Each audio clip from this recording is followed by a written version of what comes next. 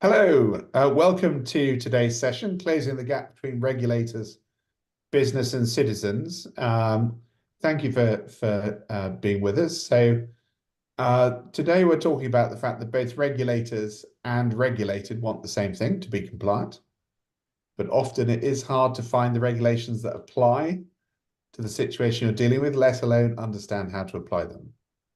However, good news, and this is digital leaders after all, digital solutions, including AI and machine readability, can make regulations easier to find and understand. And I, for one, am looking forward to hearing how that happens.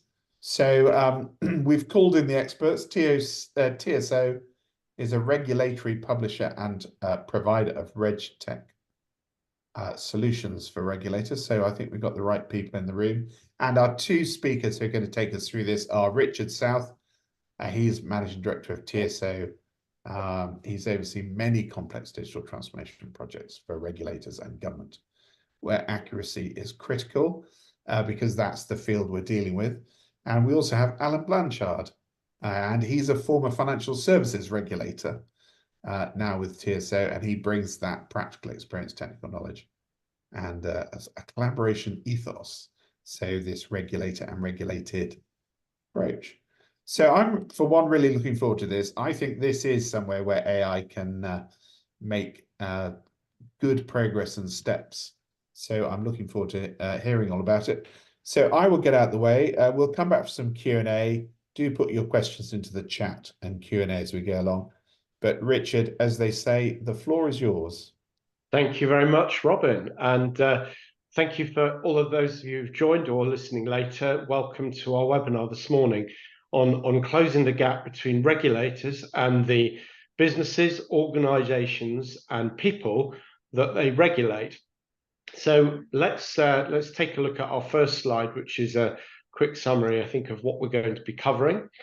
So we're going to talk a little bit more about what that regulatory challenge looks like. So why is there a gap that needs to be filled?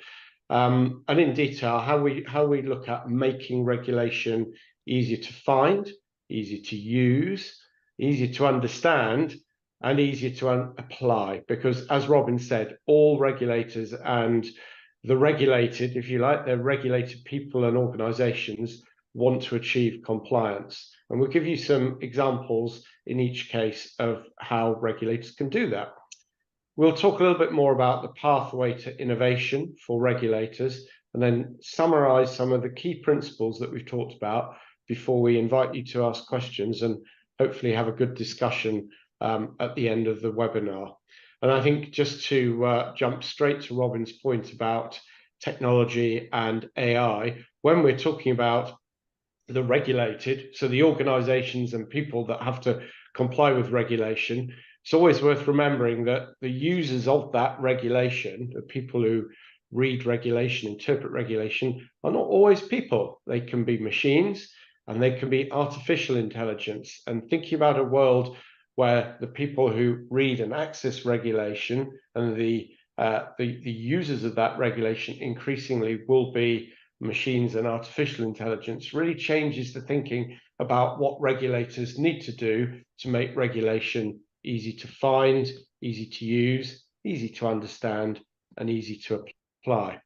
So let's move on to our first slide of substance, Alan, if we can. So this is a slide that we've borrowed from our friends at the Institute of Regulation. We're actually a member of the Institute.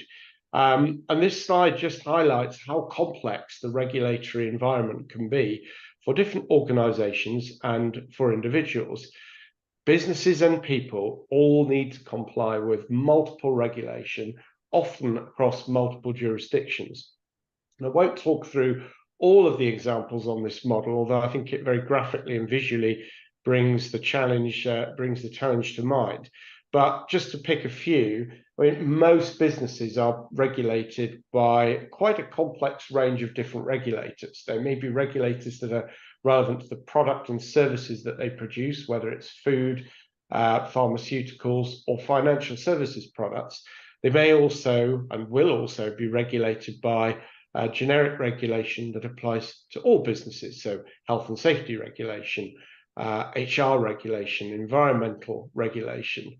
And then there will be professional regulation that applies to professionals who work in organizations or who work as professionals, for example, as lawyers, as doctors, as engineers. And they will have professional regulation from their professional body, as well as having to comply with regulation created by regulators that have been set up by the government. And all of these organizations and people, of course, also have to comply with the law, which underpins all regulation. And because many of these businesses will be operating across jurisdictions, they'll often need to understand multi-jurisdictional regulation as well.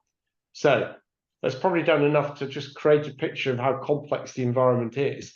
If you are an individual or an organization who is subject to regulation, what is the challenge, and how can the regulator close the gap between them and those organizations and people that they regulate? Well, let's have a look at the next slide.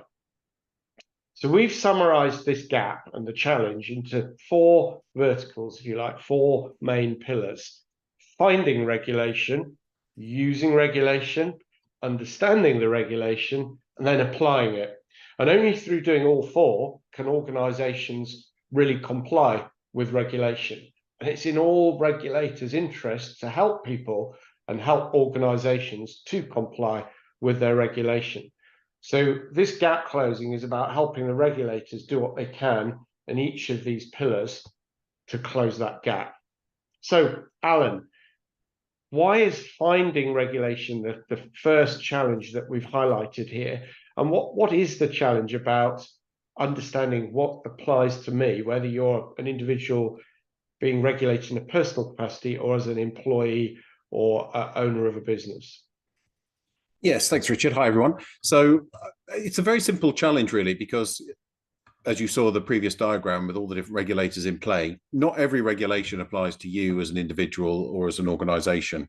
So the first job of the regulator should be to help them understand what rules apply to them and what rules they need to take account of before considering whether they can perform a particular task or activity. And when you are creating regulation, what we mean by producing it with the end users in mind is just to enable the outputs that the end user of that regulation is interacting with. Just make sure that that's as easier an interaction as possible. And there are plenty of tools we'll come on to help you do that. But we want to set the challenge that it needs to be as easy to interact with and use as possible. And then you've got to make your regulations more discoverable. So one example here would be often people are going to search for regulations.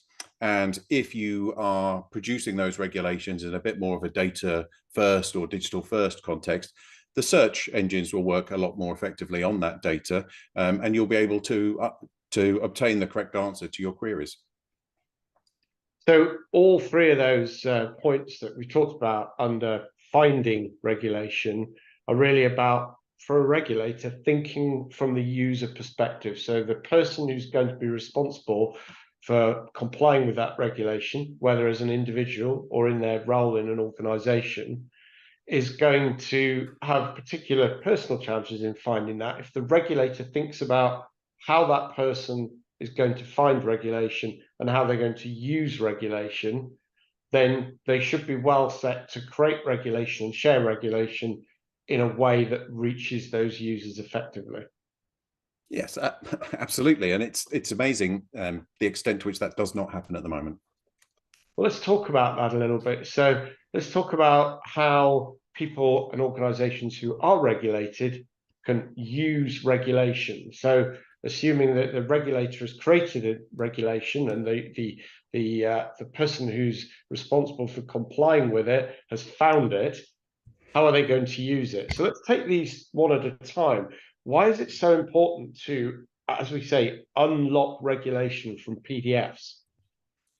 Well, because PDF is a very poor format for housing this information and communicating it out to the wide world. It might be a very quick and easy way to turn your Word file into something you can put on a website. But from the other end of that process, it's a very difficult format to deal with. it's not very accessible. It's certainly not machine readable and machine interoperable. So if you take it out of the PDF, you start opening up these other sources of access to that information. So let's talk about that. I mean, so yeah. why is machine readability important? What does it even mean? Particularly interoperable. What does that mean?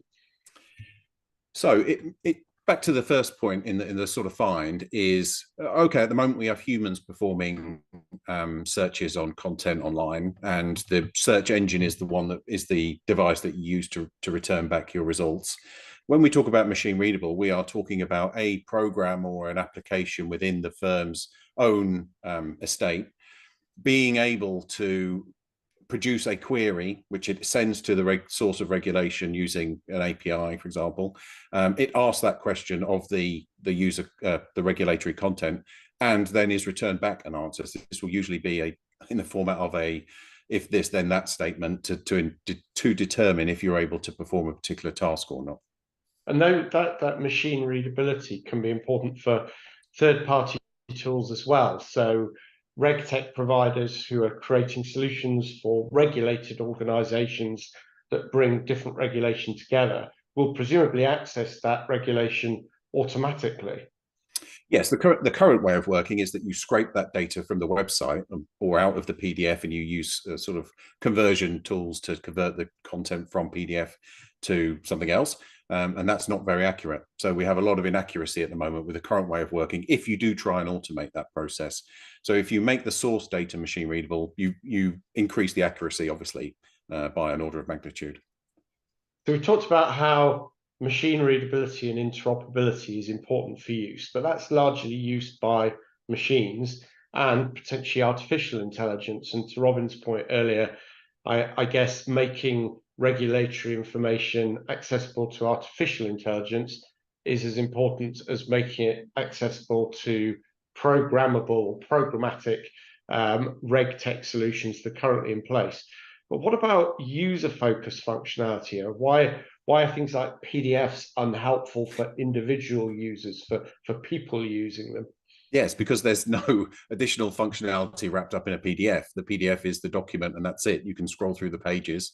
You might have some limited search functionality, but that's it. So users actually need a lot more support with the content, particularly regulatory and complex technical content, than is available to them in a PDF. So you can have, for example, definitions of technical terms displayed to you in a pop-up box. You can have advanced search for particular facet searching. If you've got a topic that's relevant to you, we can see previous versions of regulatory content, depending on how far back you need to look. And you can compare latest changes, for example. So you're able to see what's changed between the last iteration of the regulation and the current version, or indeed a future version. None of this functionality is available in a PDF. I think we have some examples of that we'll come on to, so it's helpful to understand a bit better. So what about understanding? So it's really important that you've found the regulation that applies to you. Your regulator has created tools and means to help you use that regulation. What do regulators need to do? What can regulators do to help people to understand it? Firstly, what do we mean by guidance? Well, a lot of regulators do produce guidance. So a rule will say you're not allowed to do X or Y, and then the guidance will say what we actually mean here is that there's a certain behaviour or a conduct that we're not happy about. Stay on the right side of this rule, sort of thing. So it supports the understanding of what the rule is trying to achieve, even if you don't understand the kind of technical or legal term itself. Now, if you unlock the way that rule is produced and distributed, it actually makes the guidance a little bit easier to put in place. I see. And how does that differ from what we talk about with learning, Alan? Yeah, well, learning is a sort of a fairly advanced capability from a regulator point of view, that the unlocked information can be fed into learning resources, into additional learning resources, to really hammer home the sort of objective of the regulation. Particularly when you have made a big change, you want to understand what that means to you and what you currently are able to do and what you're now no longer able to do. And also humans take on this information in a variety of different ways. Some will be very happy working their way through a lengthy legal document about what they can or can't do. Some people would prefer the more visual, sort of behaviourally led learning courses that are available at the moment, right?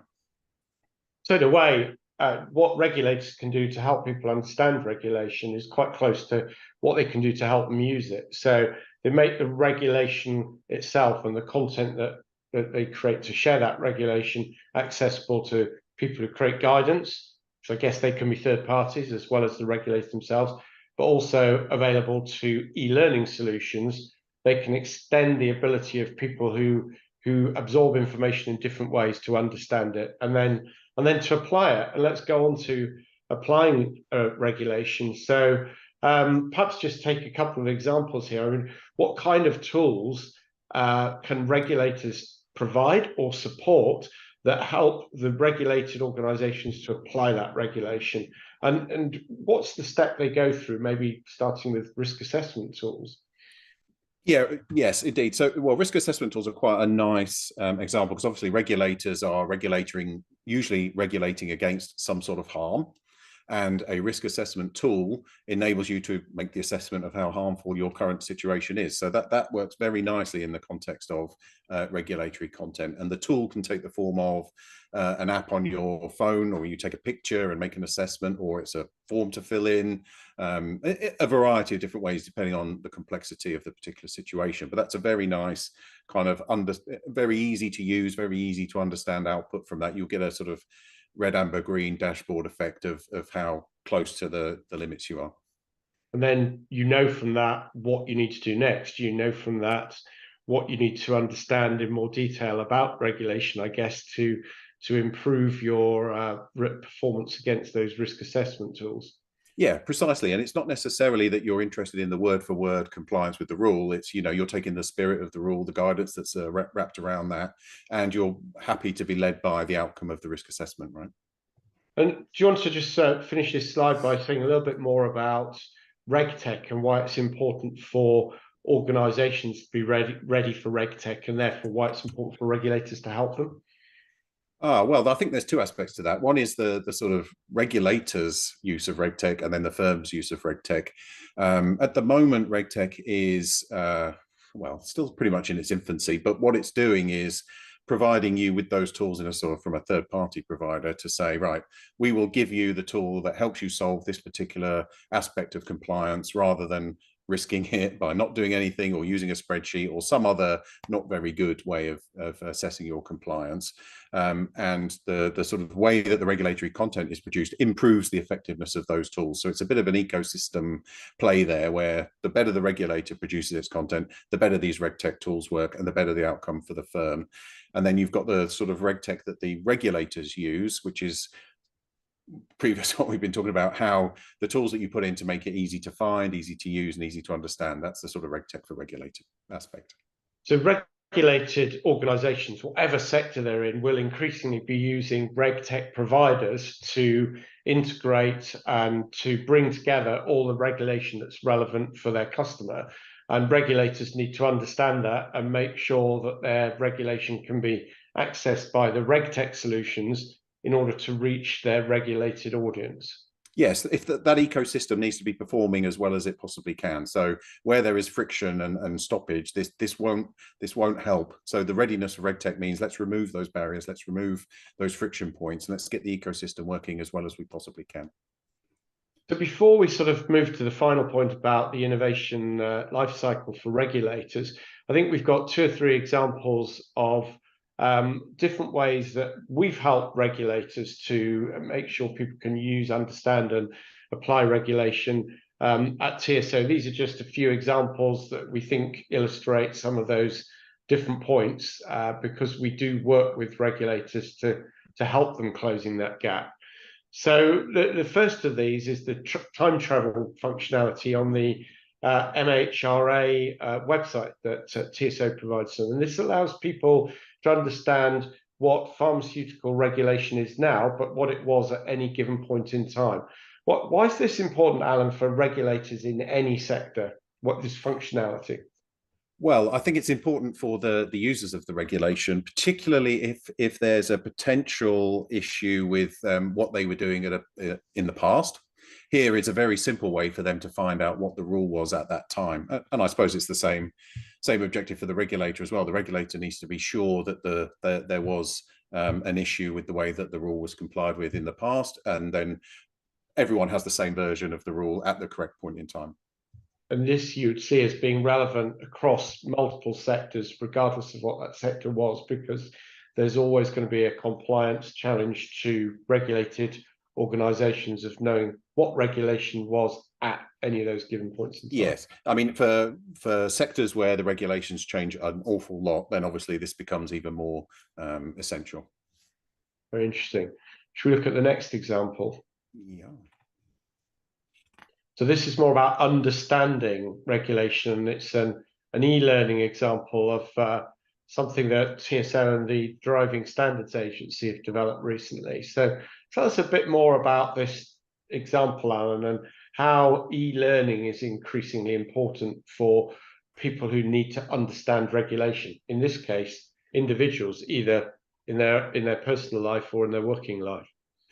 Yes, well, this is obviously, I think, driving and driving standards lean themselves very nicely towards the e-learning, because you can literally draw a picture and take someone through the different aspects of what is the correct approach and what is the incorrect approach. And then you can also put in the test yourself functionality as well. So you can give someone, as you would with the sort of, and especially for driving tests, you get the theory test aspect of this, where you have to know the theory and you have to know what the right answer is. So this is a very good way of sort of visualizing the different requirements, the different ways that you cope with those requirements, and being able to test yourself on those. I know from our own experience, we find that people who need to access regulation are increasingly turning to e-learning as a way to understand regulation once they've identified who regulates them and what regulation they need to understand. I guess this is a good example, the Guide to Better Driving, where regulation applies to individuals and organizations, because it might be relevant to someone who's driving in their role, in their professional capacity, working for an organization. It might also be relevant to you and I, who are just driving and have been doing it for years and would like to understand how to do it better. Exactly, there's that aspect, but also you know, what's your alternative? You hand them the highway code and the road traffic act and say, go away and read this, and I guess you'll be okay. But that's really not really acceptable anymore, especially as we have these tools available to us. We have to do more. We have to meet different needs of different users and how they like to learn and understand regulation. Exactly. Okay, I think we've got one more example, and then you're going to take us through the innovation process. So this is apply. So how do tools help regulated organizations to apply regulation? And this is one of those risk assessment tools you were talking about. Yes, and this one, this is a very nice example of where trying to explain this to someone using a PDF I don't think would convey the information in the same way as it does here, where you can literally copy the diagrams and you get the assessment as well of saying, you know, are you a green, amber, red in terms of what you're doing. Very easy to understand, very easy to understand what good looks like and what poor practice looks like. And I think it's a no-brainer in terms of, do I do this as a PDF or do I do this as a sort of interactive tool? I guess this example for the health and safety executive is a good illustration of pardon me, the regulation we were talking about at the beginning, that really spans all organizations. So whatever sector you're in, you're subject to lots of we might call horizontal regulation as well as your vertical industry regulation. So highlights the need to have simple tools to help people understand where they are, because they could be any number of different sizes of business, and the people dealing with it could have very varied levels of skill and understanding around the regulation that they need to follow. Yeah, indeed. You might not be fully aware that someone in your organization's role in this case involves carrying objects, but suddenly you realize, and instead of having this long drawn out process of figuring out what to do, you can just have access to the tool, and there you are, you've done your assessment. So this is the sort of removal of the gap that we're trying to get across, I think. Very good. Well, Alan, I think you're going to take us through our final slide and then quickly summarize so that we can invite some questions.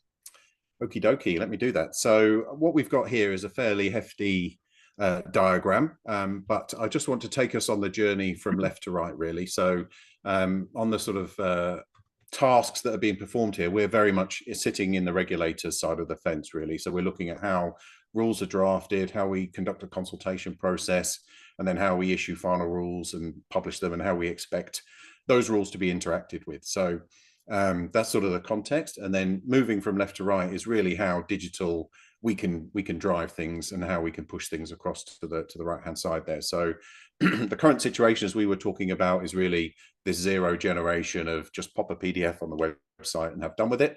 And as you can see, we get very little in terms of the consumption and adoption going on there.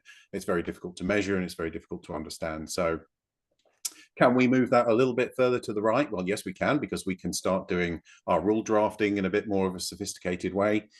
We can produce our content as a HTML web page, but the consumption still lags a bit behind because you're still having to use some manual, let's say, highly input-driven tools to help you with the consumption and the adoption there.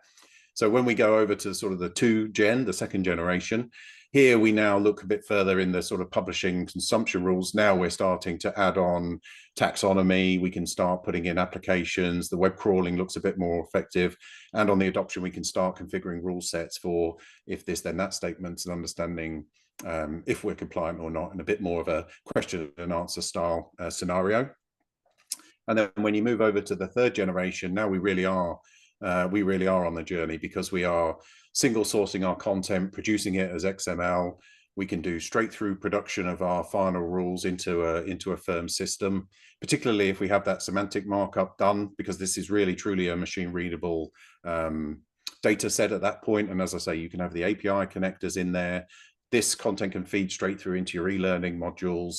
And in terms of adoption, we've embedded the compliance. We can embed those rules right into our workflows and practices within our business to say we're compliant. And as those rules change over time, the boundaries for your embedded compliance change also. So your sort of effort to be compliant becomes a lot reduced.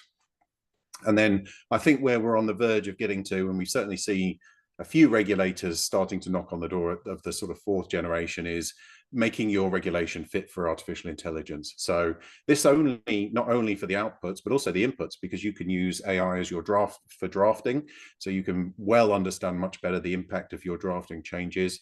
And you can tag and code your rules using AI to a much better standard than we've seen previously. When it comes to consulting, we can start using digital twins, which I'm sure we talked about a lot this week.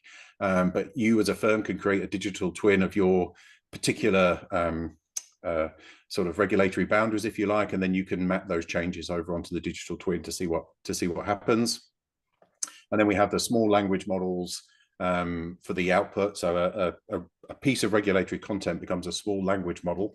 So when you think back to that first slide with all the bubbles on it, all of these regulators have their own small language model, which can all be chained together so that you can start asking questions of all regulators at once. And the modeling is good enough that it understands what the question is and the impact where it is. This then starts to deliver synergy by design. So can the regulators work together across their different entities, designing their rules in a much different way, where you sort of have a single version of the truth rather than each regulator sort of picking across each other's parameters, if you like.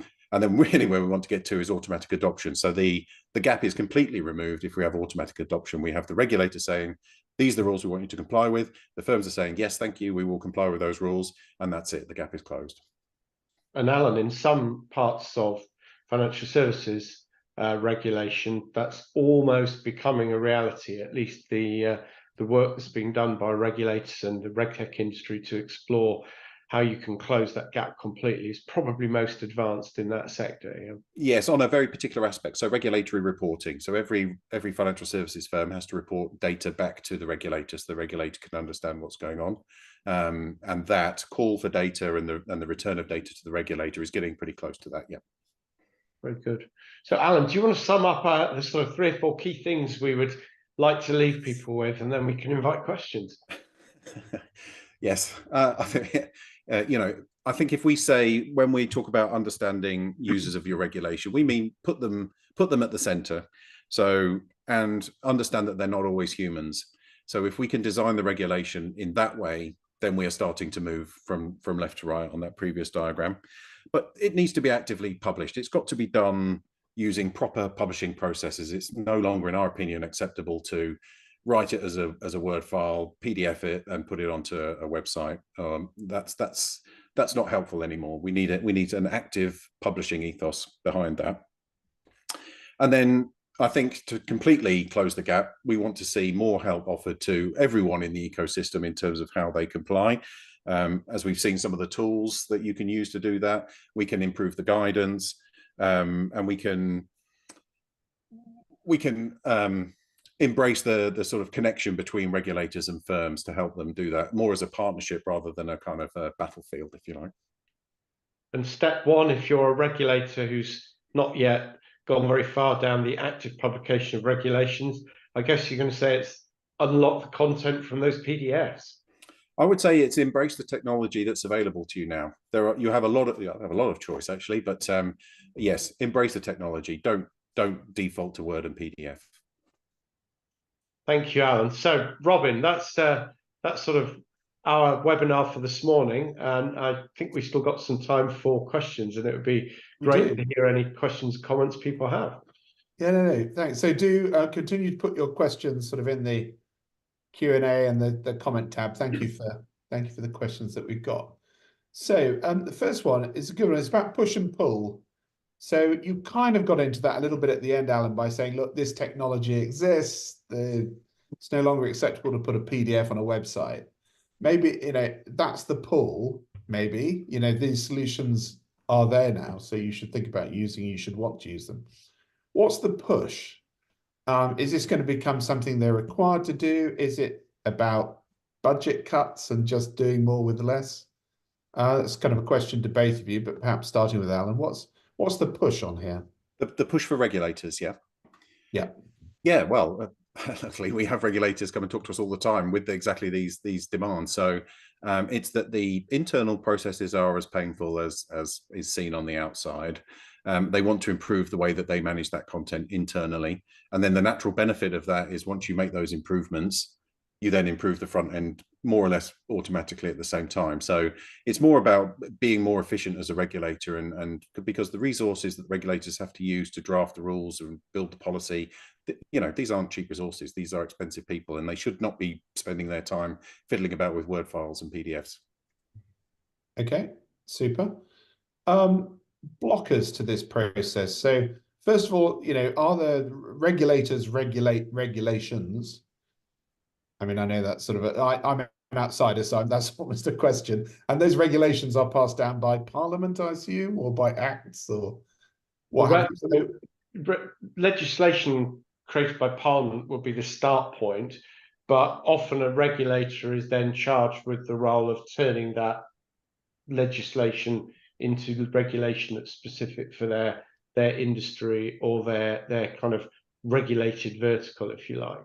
So and how regulated is that process? I suppose where I'm heading, there's a good question here about risk and legals and sort of what are you putting yourself at risk if you run too fast with this stuff and something goes wrong, or I mean bad advice is given, are lawyers saying, are in-house lawyers, sort of tutting or umming and ahhing as perhaps the vanguard try and get this stuff done?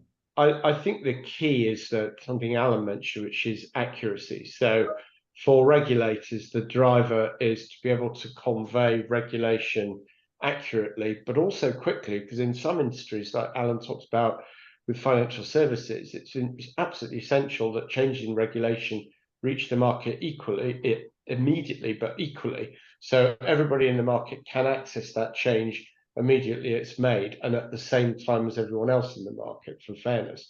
So, Alan might want to add to that. That would be a particular risk in that industry. In the pharmaceutical industry, there's a huge focus on accuracy because organizations are looking to regulators to confirm the composition of manufactured pharmaceutical products. So the regulator needs to be absolutely sure it's accurate. But what we're talking about is all around the ways that can help close that gap between the regulator making that information available accurately, and the regulated market being able to use that information and to comply with the regulation. And I think the compliance it comes back to the point of drivers. That's making it happen, but the risks are for the regulator around either not conveying that information or not conveying it accurately. And one of the risks of that information being locked up in relatively old formats like Word documents and PDF is there is more of a risk of errors in content. Whereas if you've got live structured data that can be automatically updated in a way that means a changes everywhere that regulation has changed, you're going to have more accuracy and you're going to have more up-to-date regulation. Alan, you might want to add to that. No, I think that's I don't need to add anything else to that. It's very comprehensive. But I think the only point I would come in on is the umming and ahhing from the lawyers is in, does this mean I'm not able to write whatever I want as a rule or regulation? And that's definitely not the case. The technology should not and will not prevent any drafting lawyer or policy person, the regulator, from writing whatever it is they want as a rule. It will support them in converting that rule into machine readable format. It may even help the firms remove some ambiguity from that rule or whatever it may be, but it certainly doesn't constrain the drafting. Okay. I mean, we're in the foothills of AI or large language models or Gen AI, the kind of the language-based AI rather than numbers-based AI. So, I mean, there's been quite a good example recently with the Foreign and Commonwealth Development Office where they've sort of got an AI type session going on, but it's incredibly controlled and it's fixed questions because nobody wants the machine to say it's fine to go to Afghanistan if it's not. You're going to have exactly the same concerns from maybe non-technologists, people with geography degrees, sort of a bit concerned that, you know, sort of how do we know this isn't going to tell someone they can do something when they shouldn't? Yes, that's exactly the case. So when I was at the regulator 5 or 6 years ago, I was investigating this very point. You know, how good is the AI tools at that time to get this done accurately? And the answer was not good enough. So there is definitely a threshold where the tools need to be good enough to do it. Now, this requires, as always, with the data, you know, rubbish in, rubbish out. So the data that's going into that AI has to be good enough for the AI to then come up with a good answer. And that can only be achieved if you're digitizing the core data, the core information. If the AI is running over PDFs, obviously, you're not going to get a very good answer. If it's running over nicely coded, marked up, metadated, taxonomied rules, then it's going to get a much better outcome. Comes back to user focus, Robin, but in this case, the user is artificial intelligence. And I think understanding the needs of artificial intelligence and how it can work, but how by doing exactly what Alan's described in making the data well structured and disambiguating it, means that the user, in this case AI, can understand what it's finding and what it's reading and then interpret that more accurately. So I think AI actually puts a bigger onus and focus on the regulator to use tools and methods to share regulation that do remove ambiguity and that can be understood by AI and machines generally. And then kind of an obvious question here, but a good one, which is, do regulators, and I guess the regulated, have the necessary skills to provide these services and use these services? So how much of a barrier is that going to be on both sides of that fence? Yeah, it's going to depend on the regulator. Some regulators are quite small, and so they don't have many people in the organization who are able to spend time and energy on making the regulation, you know, usable, discoverable, helping to the regulator to apply it. Some are bigger or more established, and some have really, you know, advanced skills and in-house capabilities. And we work with a lot of very sophisticated regulators who've really gone a long way in understanding the challenge and how to do that. So, you know, those who sit outside of the regulators, helping them publish and share regulation, and TSO would be one of those, really need to adapt what we can offer according to the specific requirements of regulators. I mean, a good example is you've had a change of government. We're expecting a number of new regulators to be created. They'll be at a standing start, so they'll have to take probably create regulation that flows down from legislation, or take regulation that's embedded in legislation and share it and publicize and help the market they're regulating to be compliant. Some of those organizations may need help doing so, but there is a whole ecosystem of help out there. So regulatory publishers like ourselves, RegTech providers, providers of RegTech for regulation, all of that ecosystem can help regulators regardless of the scale of skill and resource that they have on board. Yeah. I mean, we've got a couple of questions here. One is about, are some sectors moving faster than others? And I assume the larger ones are, the larger team, more well-resourced teams are the ones that are moving faster, or in fact, are the smaller ones the ones with the greater need to find solutions? So what we've seen in the UK is the Digital Regulatory Cooperation Forum, which is the Ofgem, I think, Ofcom, FCA and ICO all come together to solve digital AI or digital and AI issues, which is quite nice to see. So I don't think the regulatory sectors should be in competition with each other, as to say we're the most digital first regulatory sector in the UK.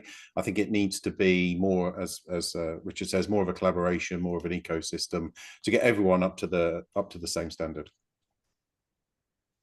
Brilliant. Okay. We've got time for one more question, and it probably requires a slightly longer answer, which is, where's all this going? So what's the projection? Is this going to fundamentally change the world of regulation? Do you kind of, in 10 years' time, 15 years' time, do you think people will look back and say, gosh, we used to have like 10 regulators and they all publish separate things? And, is that, what's the vision?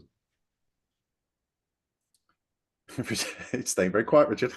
I would be very happy to speak, but would you like to comment first? I will go with an example. So the vision that I have is the transformation that we saw in driving from a paper road atlas in your car to sat nav in your car, telling you where to go. It's that level of transformation. We don't think anything about it now, but if you said your sat nav's not working, here's a 20-year-old atlas, good luck to you, you would soon feel the benefit of your digital experience. So I think we're going to be in that order of magnitude of digital transformation, I think.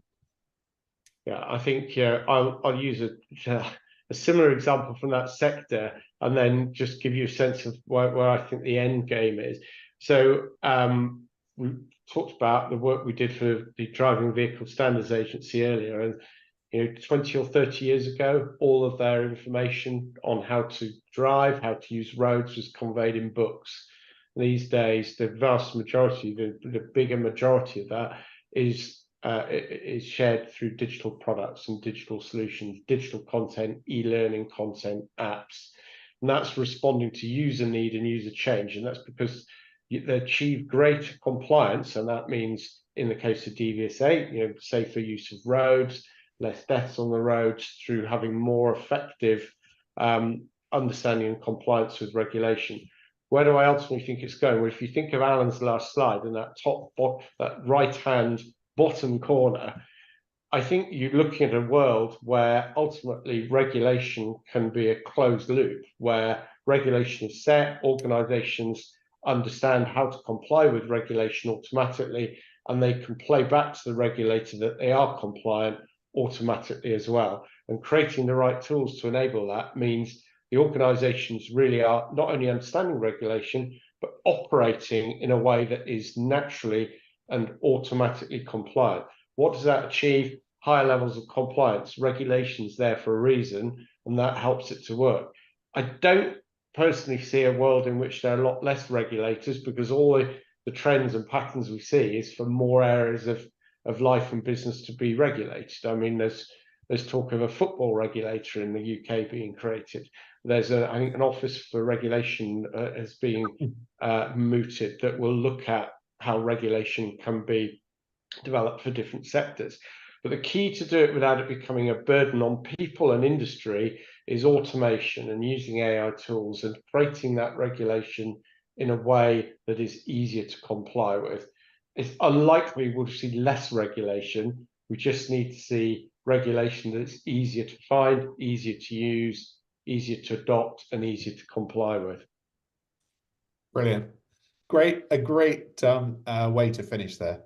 So thank you so much to Richard and to Alan. It's been a great review of the exciting opportunities of AI, machine learning, large language models in this regulation space. And thank you so much. Thank you, Robin, and thanks for everyone who's joined us this morning.